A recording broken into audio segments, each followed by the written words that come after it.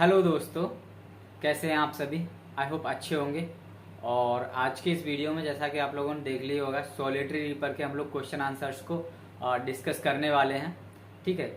और मैंने actually analysis किया था अपने इस यूट्यूब चैनल पर, जिसमें बहुत सारे लोगों ने सॉलिटरी रीपर के क्वेश्चन आंसर्स को फाइंड आउट करने की कोशिश की है। तो सर्च लिस्ट में आ जाता है, आप लोग जानते होंगे। ठीक है, अगर नहीं जानते हैं तो वो एक अलग टॉपिक है। कुल मिला के मुझे समझ में आया कि आप लोगों को सॉलिटरी पर क्वेश्चन आंसर्स की नीड है, तो मुझे आज उसी टॉपिक पर मैं क्वेश्चन आंसर्स डिस्कस करने वाला हूँ। ठीक है फ्रेंड्स, तो शुरू करते हैं। शुरू करने से पहले मैं आप लोगों को फ्रेंड्स बता दूं, अपने इस यूट्यूब चैनल पर सभी प्रकार के वीडियोस मिलते हैं इंग्लिश लिटरेचर से और इंग्लिश ग्रामर से रिलेटेड, स्पोकन से रिलेटेड।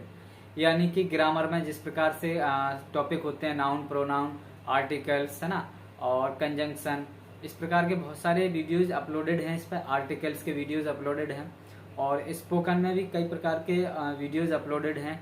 टेंस किस प्रकार से बनाते हैं, कन्वर्ट कैसे करते हैं, वो भी वीडियोज अपलोडेड हैं। कुछ मैं धीरे धीरे अपलोड करता जा रहा हूँ। तो अगर आप लोग 10th 12th में कॉम्पिटिटिव एग्जाम्स की प्रिपरेशन कर रहे हैं तो वो आप लोग देख सकते हैं। साथ ही लिटरेचर के भी बहुत सारे वीडियोज अपलोडेड हैं।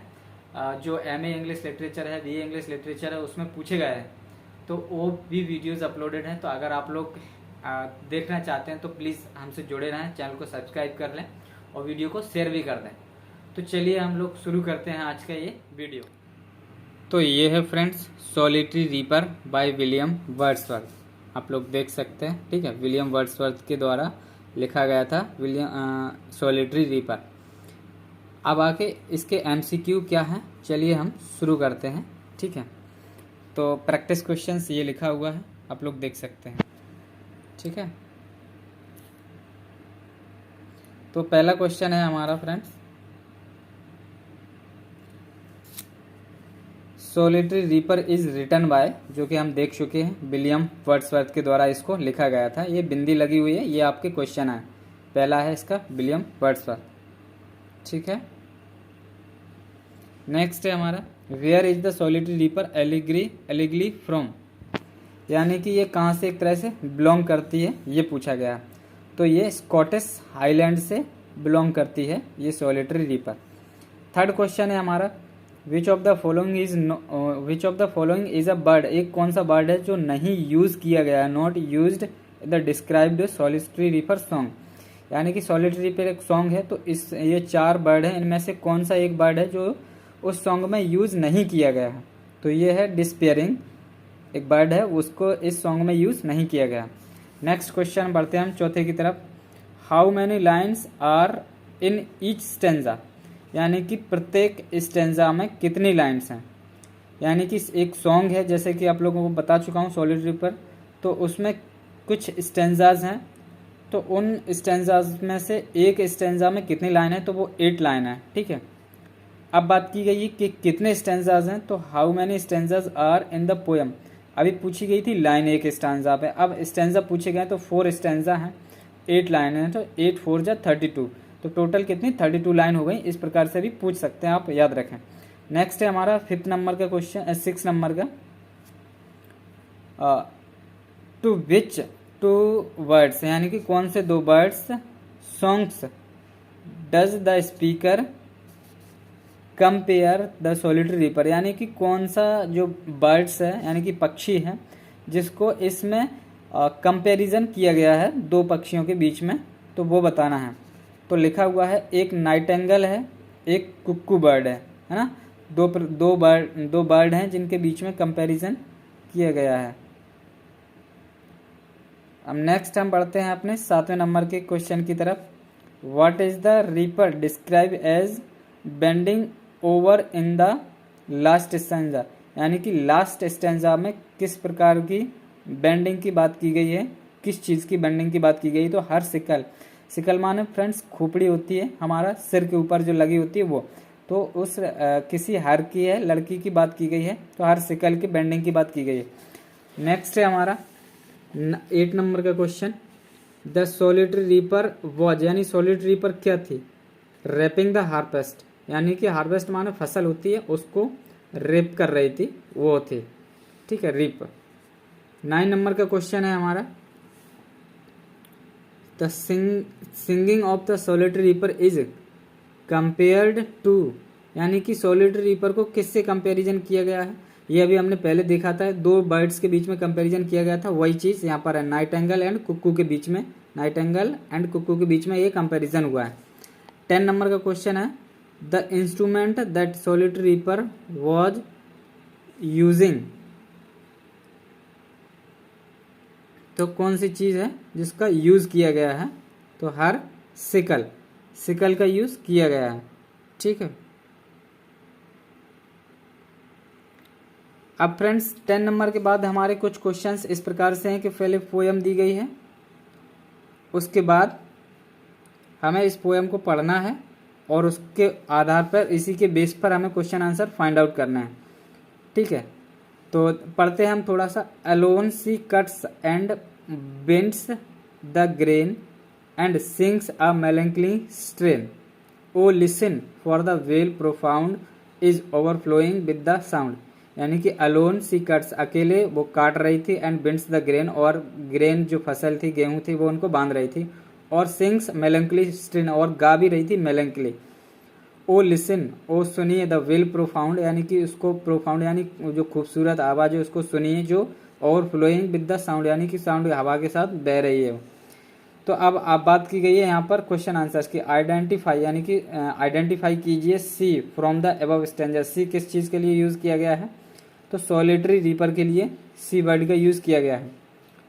How does the poet know that the song is melancholy when he can not understand the birds. यानी कि जो पोइट है हमारे, जो विलियम वर्ड्सवर्थ हैं, उन्होंने किस प्रकार से समझा कि ये जो सॉन्ग है वो कैसा है, मेलैंकली है, जबकि उस सॉन्ग के वर्ड उन्हें समझ नहीं आ रहे थे, शब्द उसको समझ नहीं आ रहे थे उस पोइट को। तो कैसे समझा, फ्रॉम द ट्यून, यानी कि उसकी धुन से उन्होंने समझा कि ये जो सॉन्ग है वो काफ़ी मेलैंकली है। मेलैंकली मतलब काफ़ी मधुर, मीठा है। नेक्स्ट नंबर है, what effect does the girls song have over the surrounding. यानी कि क्या इफेक्ट लाया, क्या प्रभाव डाला उस लड़की के सॉन्ग ने। तो valley echoes with the song, यानी कि जो सॉन्ग के साथ जो वैली थी, यानी जो घाटी थी, उसकी इको में प्रभाव आ गया था। नेक्स्ट है हमारा जो आगे है, मतलब 14 नंबर का क्वेश्चन। तो उसके बाद 4 से 4 लाइनें दी गई हैं, इसके बेस पर हमें फिर से निकालना है। अब voice of thrilling never was heard, यानी कि ये थ्रिलिंग वाली आवाज़ थी, उसने कभी पहले नहीं सुनी थी। In inspiring in spring time, in spring time यानी बरसाती टाइम में, फ्रॉम द कुक्कू बर्ड, जब कुक्कू बर्ड निकलता है उस समय। Breaking the silence of the seas, यानी कि साइलेंस को तोड़ दिया था उसने। एमंग द फर्देस्ट हर्बराइड्स, और हर्बराइड्स एक वो होती है, आगे आपको समझ में आ जाएगा, एक आइसलैंड का नाम है। What is cuckoo bird famous for, cuckoo bird किस चीज़ के लिए फेमस है, वेलकमिंग द स्प्रिंग, यानी कि जो बरसात का मौसम होता है, पानी जब गिरता है तो उसका स्वागत करने के लिए फेमस है cuckoo bird. How does the solitary reaper song score over the song of cuckoo, यानी किस प्रकार से वो स्कोर करता है, ये बात इसमें कही गई है। तो it is more for reaching, यानी कि it is more for reaching. Next है हमारा, व्हाट डज हर्बराइड्स मीन्स, यानी कि हर्बराइड्स अभी हमने बात की थी, वो क्या है, अ ग्रुप ऑफ आइसलैंड, एक आइसलैंड का ग्रुप है जो स्कॉटलैंड के पास में है। ठीक है, 16 नंबर तक हम पहुंच चुके हैं। अब हम आते हैं अपने 17 नंबर पे, जो कि यहाँ से सी नंबर का फिर से 4 लाइन्स का पैरा है, इसको पढ़ के हमें फिर से इसी के बेस पे क्वेश्चन आंसर्स निकालने हैं। Will no one tell me what she sings, यानी कि कोई मुझे नहीं बताएगा कि वो क्या गा रही थी। Perhaps the plaintive numbers flow for old unhappy far off things and battle long ago. अब हम आते हैं 17 नंबर के क्वेश्चन पर कि क्या पूछा गया है। Explain the use of perhaps in second line, यानी कि जो परहैप्स वर्ड यूज हुआ है सेकंड लाइन में, उसका मतलब बताइए। तो इसका मतलब है the poet is not sure, ये पोइट जो था विलियम वर्ड्सवर्थ, वो श्योर नहीं थे कि ये सॉन्ग है वो किस प्रकार से और कौन गा रहा है, ये बात से श्योर नहीं थे। फ्लो इस वर्ड में यहाँ यूज हुआ है ना, फ्लो कहाँ है देखना, ये लिखा है सेकंड लाइन में। तो उसी की बात की गई है। Flow what quality the solitary reaper song is expressed, यानी फ्लो है वो किस प्रकार की क्वालिटी एक्सप्रेस कर रहा है। तो डी नंबर का आंसर है हमारा द स्पॉन्टेनिटी को दर्शा रहा है। What is the poet's guess, यानी कि जो पोइट्स का जो अंदाजा था वो क्या था। Of battle and sad events in the past, of battle and sad events in the past, यानी कि जो पोइट का जो गेस था कि जो गा रही थी लड़की, उससे उसे अंदाजा लग रहा था कि कभी पास्ट में हिस्ट्री में बहुत सारे बैटल हुए होंगे, वॉर हुए होंगे, युद्ध हुए होंगे, उन्हीं के इवेंट के दुखी में ये लड़की जो है वो सॉन्ग गा रही है। ठीक है फ्रेंड्स, तो इस प्रकार से फ्रेंड्स हमने देखे अपने 19 क्वेश्चन। इसके आगे हम देखेंगे तो हमारा वीडियो थोड़ा लंबा लगेगा आप लोगों को।